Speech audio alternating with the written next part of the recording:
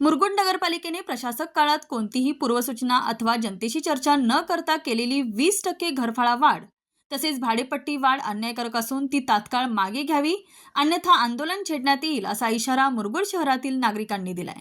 या संदर्भातील निवेदन नगरपालिकेच्या मुख्याधिकारी आतिश वाळुंज यांना देण्यात आले।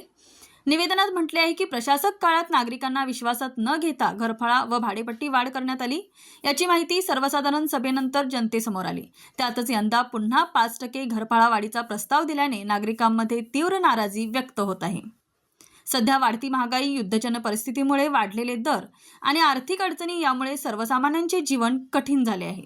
मुरगुड हे क वर्ग नगरपालिका क्षेत्र असले तरी येथील अनेक नागरिक शेती व किरकोळ व्यवसायावर अवलंबून असल्याने ही वाढ त्यांना परवडणारी नाही।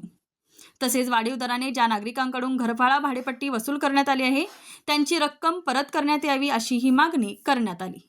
यावेळी नगरसेवक सुहास खराडे, माजी उपनगराध्यक्ष जयसिंग भोसले, बाळा सूर्यवंशी, राजेंद्र चव्हाण, सर्जेराव भाट, ओंकार पोद्दार, अँथोनी बारदसकर, सुशांत मांगोरे, संदीप उर्फ गब्बर भारमल, विठ्ठल भुते, गोविंद पाटील, सुरेश शिंदे, निवास कुंभार, अमल इंदरकर आदी उपस्थित होते।